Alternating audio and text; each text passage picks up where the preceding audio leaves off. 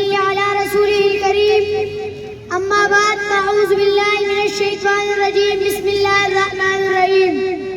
جناب صدر الوقار، جج صاحبان، محترم اساتذہ کرام اور عزیز ہم مکتب ساتھیوں، السلام علیکم ورحمۃ اللہ وبرکاتہ. بات کرنے کا حسین طور طریقہ سیکھا، بات کرنے کا حسین طور طریقہ سیکھا، ہم نے اردو کی بہانی سے سلیقہ سیکھا.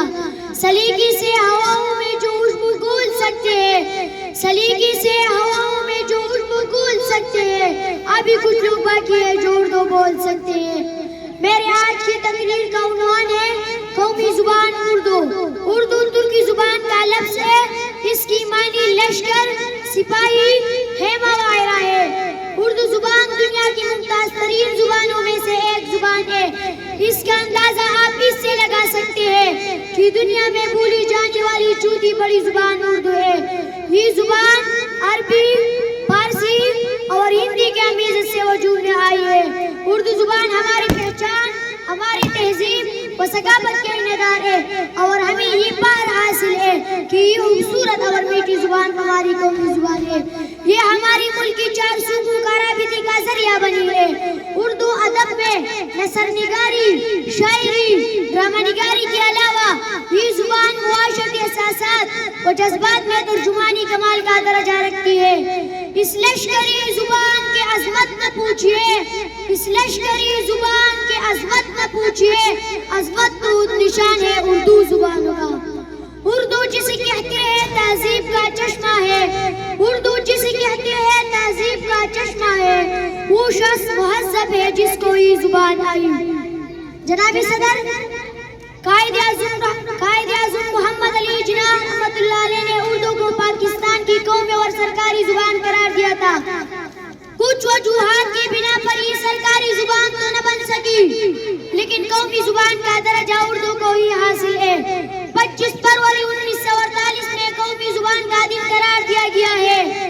تب سے لے کر اب تک ہر سال 25 فروری کے دن کو اردو قومی زبان کے دن کے حوالے سے منایا جاتا ہے.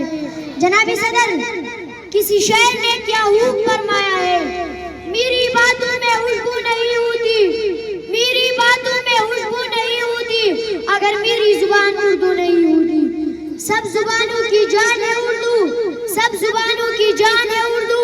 کتنی پیاری زبان ہے اردو. دنیا کی ہر باشعور اور پڑھی لکھی قوم اپنی قومی زبان کو بہت اہمیت دیتی ہے. جو قوم اپنی قومی زبان کی حفاظت نہیں کرتی وہ اپنی شناخت کو دیتی ہے. تاریخ گواہ ہے کہ ہر بڑے لیڈر نے اپنی قومی زبان کو ترقی دینے کے لیے بھرپور کوشش کی ہے، لیکن بدقسمتی سے ہمارے ملک میں اردو زبان کو اہمیت حاصل نہیں جو ہونی چاہیے. انگریزی زبان کی اہمیت سے انکار نہیں کیا جا سکتا. بین الاقوامی تعلقات کے لیے انگریزی ضروری ہے، لیکن اردو کو بسی پوچھ ڈالنا بھی مناسب نہیں ہے. زندہ وطن میں روح ثقافت اسی سی ہے، زندہ وطن میں روح ثقافت اسی سی ہے، آزاد وطن کی علامت اسی سی ہے. اب کا نہیں ساتھ، یہ صدیوں کا ساتھ ہے. اب کا نہیں ساتھ، یہ صدیوں کا ساتھ ہے. تشکیل عرض پاک میں اردو کا ہاتھ ہے. جناب صدر، ارباب اختیار سے گزارش ہے کہ اردو کی بہتری کے لیے اقدامات کیے جائیں تاکہ آنے والی نسل اس سے دور نہ ہو جائے. والسلام.